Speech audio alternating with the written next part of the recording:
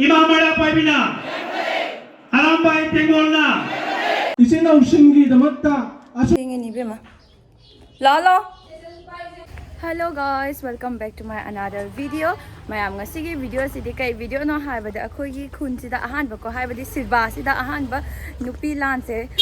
ilan ningsing numit ahanba phangthokchare dori adona Sribar da oirabani na ko sum haidi yengning bado powerabani na ado ha nupi laan ningsing numit Sribar GP da phangthokchari adona aise dum aiga Rashmi ga yengba chetoi ne bako khatang di thenge kaigino haibadadi aise dochao da leiaba adona khoi gi hanagi jumjao sida leiaba adona chak thongna khotna tawrak pasida khoi do cha su ya da bako adona kai haini thenge dona gari macha puraga oina chelani law chilo to nahangai di aise driver oi bene gari se ngasi di ahanba Rashmi na thaubi dore kaigino haibadi agi dress se khatang uncomfortable feel oire bako kana aise chakani chetloi haina tawraga ngarang se nena sina ko thoi sinam sina tum haijalak base lau nungai doi ni haiba sida ko aise chatning bom phawra bako adana mayam sum yeng binar video se hau dre matang asida ko aina ko mama art ki akamu lipstick se change jare bako kaigino haibadi ai di mama art ki pochi si amna season ba su uram gani mayam na ko adadi ngasi gi lipstick se kaino haibada soft matte long stay lipstick with jojoba oil and vitamin E na saba lipstick oi dine bako aduna haidi kaino haibada aidi amam tang teraga mayam da sum yeng halage kaigino haibadi mayam na khanba matam da ko lipstick se khanba matam da se che kuchu do chana ba oina baina adadi mayam ai amam tang teraga yeng halage ko adoga side te na ko ai moi gi maming sing se ko set sing gi maming sing se sum tho lage bako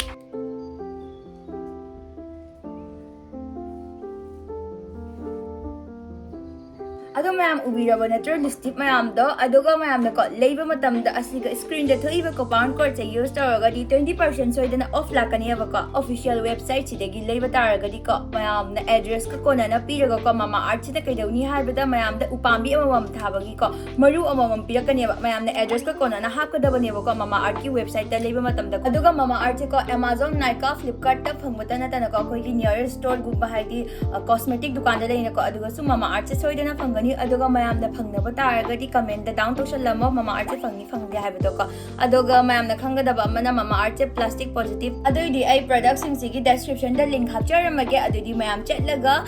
mayam gi apamba set to leibiro adoga 20% so off oibiro ka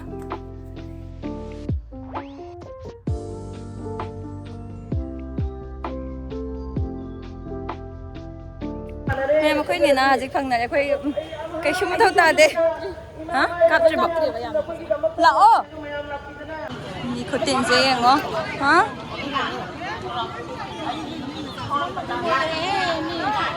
phamba mu lei ni ba akoi jo haji photo kana number ko ai je gari chapi paraga la bu ko ngai ta be kana tham ni haidi thamam je leita dana ko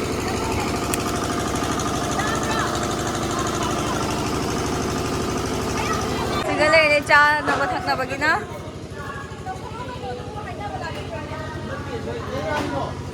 ha hoye akhoi la yam pije adoi di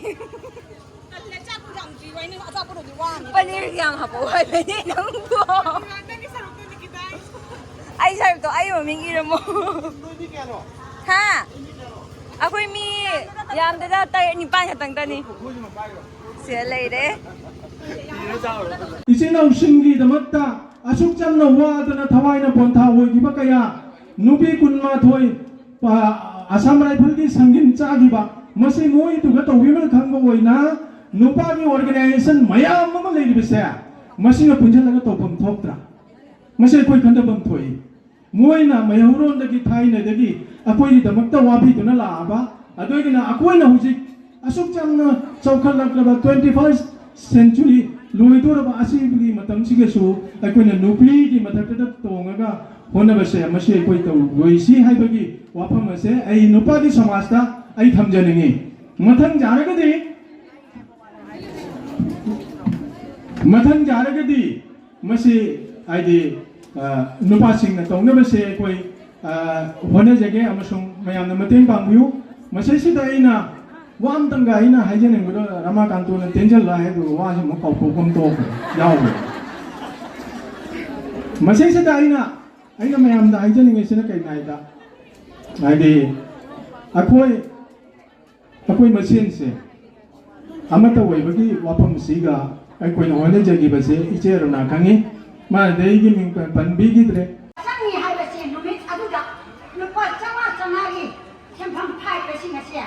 oja rama ka do ma gi iche orona na ai ma pham da ai president orani na ai koi gi luk tara mari ma le base ga china de aduma loya sinada ni kanana kai hai sinada na chaki kamani ai tamu de akoi ge hona bi tawra bo ran ni le adu next ta hairami numina ku da akoi ge sendiro ala le ga chaka da ni ai isa mangna inga yang bukan da ni corona na le oi haidi ga maga yengo hada wow yam hazai ko ya singa to no bila sige mar to kai hai nyam da hiro ai su hai ahan ore kan su mai yaw ni hai la yara kan ani ka sa kau ni sa talaga mayam lan to ko si talaga ko kai kwe ri to kai kan ha to mo ri pa mi chang de kwe ri laga ani ta khangget nak laga akhoi su ni pilan yaw ka ni maya pai bi su yaw ka ni ko akhoi hajik ma pan na ak thok le ke gino ha bi imung de am na olange akhoi chalu la ba chang usla panir jaw usla panir sarma dagi ai yam thong la wa la ne hai ba doi bu moi ki se free da biro lani jaw le ama ka thon ba di ai gai no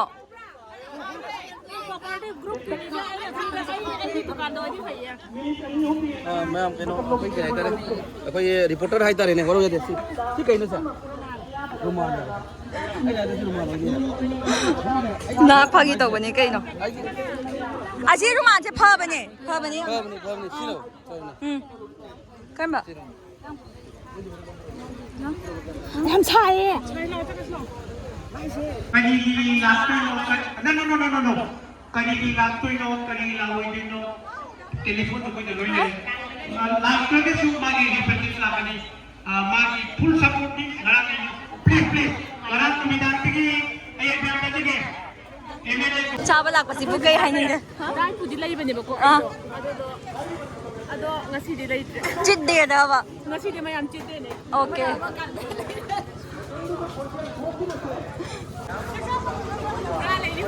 ꯆꯥꯛ ꯆꯥ ꯐꯪꯉꯛꯇꯕꯒꯤ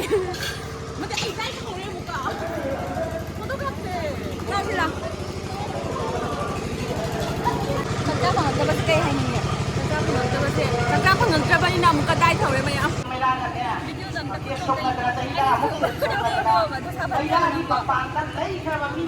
ꯀꯩꯗꯧꯗꯣꯏꯕ ꯅꯪꯒꯤꯅ ꯀꯩ ꯈꯔ ꯂꯥꯞꯊꯣꯛꯀꯩꯅꯣ ꯄꯩꯁꯥ ꯂꯥꯛꯑꯣ ꯀꯩ ꯃꯥꯏ ꯊꯣꯁꯥ ꯑꯗꯨꯝ ꯂꯥꯛꯇꯣꯏꯅꯦ ꯊꯣꯁꯥ ꯑꯝꯇ ꯌꯦꯡꯕꯤꯌꯨ ꯍꯥꯏꯕꯅ ꯃꯤ ꯑꯃ ꯆꯪꯉꯦ ꯍꯥꯏꯕ ꯌꯥꯝꯅ ꯅꯪꯕꯣ ꯃꯤꯋꯥ ꯉꯥꯡꯅꯕꯒꯤ ꯀꯅꯥꯅ ꯃꯤꯋꯥ ꯉꯥꯡꯅꯩ ꯚꯥꯏ ꯄꯦꯝꯃ ꯑꯃꯁꯤꯗꯤ ꯎꯪ ꯂꯩꯔꯦ ꯑꯅꯤꯅ ꯉꯥꯡꯅꯔꯤꯁꯦ ꯃꯁꯤ ꯇꯥ ꯉꯝꯗ꯭ꯔꯦ ꯍꯣꯏ ꯃꯥ ꯌꯥꯝꯅ ꯃꯤꯅꯨ ꯆꯪꯉꯦ ꯌꯥ ꯍꯣꯁ ꯑꯣꯏꯔꯨꯕꯁꯦ ꯀꯔꯤ ꯐꯥꯎꯕꯤꯒꯦ ꯌꯥꯝꯅꯕꯨꯗꯤ ꯅꯨꯡꯉꯥꯏ ꯃꯐꯝꯁꯤꯗ ꯑꯩꯅꯒ ꯍꯣꯁ ꯑꯣꯏꯗꯅ ꯁꯨꯝꯕ ꯌꯥꯔꯦ ꯂꯦꯞꯄꯤꯔꯁꯤ ꯌꯥꯔꯦ ꯃꯨꯊꯠꯆꯔꯒꯦ ꯃꯥ ꯃꯇꯝꯁꯦ ꯗꯨꯝ ꯆꯠꯈꯤꯗꯅꯀꯣ ꯔꯤꯐ꯭ꯔꯦꯁꯃꯦꯟꯒꯤ ꯃꯇꯝ ꯂꯥꯛꯑꯦ ꯑꯗꯨꯅ ꯑꯩꯈꯣꯏ ꯍꯧꯖꯤꯛ ꯑꯩꯈꯣꯏꯒꯤ ꯂꯥꯛꯏꯕ ꯇꯤꯜꯂꯤꯕ ꯑꯍꯜ ꯂꯃꯟꯁꯤꯡꯁꯤꯗ ꯆꯥꯅꯕ ꯊꯛꯅꯕ ꯏꯁꯤꯡ ꯀꯩꯀꯥ ꯌꯦꯟꯕꯗꯣ ꯍꯧꯖꯔꯦꯕꯀꯣ ꯆꯪꯂꯛꯄꯗ ꯃꯄꯥꯟ ꯂꯝꯒꯤ ꯏꯊꯤꯜ ꯀꯌꯥꯅ ꯂꯝꯗꯝ ꯑꯁꯤꯒꯤ ꯂꯩꯉꯥꯛꯂꯣꯟ ꯈꯨꯟꯅꯥꯏꯒꯤ ꯁꯛꯇꯝꯗ ꯂꯥꯟꯗꯥꯔꯛꯄꯗꯒꯤ ꯈꯨꯟꯅꯥꯏꯁꯤꯒꯤ ꯈꯣꯡꯆꯠꯁꯨ ꯍꯣꯡꯕ ꯍꯧꯔꯛꯈꯤ ꯂꯩꯕꯥꯛꯁꯤꯒꯤ ꯔꯥꯖꯅꯤꯇꯤꯒꯤ ꯐꯤꯕꯝꯁꯤꯡꯗ ꯈꯨꯟꯅꯥꯏ ꯑꯁꯤꯒꯤ ꯄꯜꯁꯤꯡ ꯅꯝꯈꯥꯏꯗꯨꯅ ꯃꯤꯌꯥꯝꯒꯤ ꯄꯨꯟꯁꯤꯕꯨ ꯊꯥꯖꯤꯟ ꯄꯨꯟꯁꯤꯟꯕ ꯅꯤꯡꯇꯝꯕꯒꯤ ꯍꯛꯄꯨ ꯇꯦꯝꯁꯤꯡꯅꯕꯒꯤ ꯂꯣꯟꯆꯠꯁꯤꯡ ꯂꯦꯞꯄ ꯂꯩꯇꯅ ꯆꯠꯊꯔꯛꯈꯤꯕꯗꯒꯤ ꯈꯨꯟꯅꯥꯏꯒꯤ ꯃꯅꯨꯡꯗ ꯃꯨꯛꯅꯕ ꯀꯌꯥ ꯊꯣꯛꯂꯛꯏꯕꯨ ꯂꯝꯖꯤꯡꯕꯤꯔꯤꯕ ꯀꯌꯥꯅ ꯀꯣꯛ ꯄꯨꯟꯁꯤꯟꯅꯔꯒ ꯍꯣꯡꯂꯛꯂꯤꯕ ꯃꯇꯝꯒꯤ ꯐꯤꯕꯝ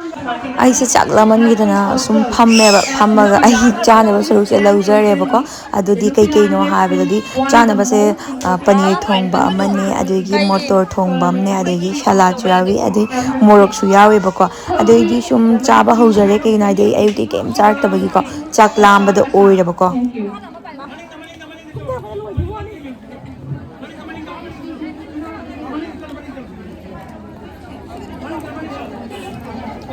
phangthokchare Srimati Inaudi Devi amasung mayang lamu mayagati chanubu fajaraba taranu podiwarol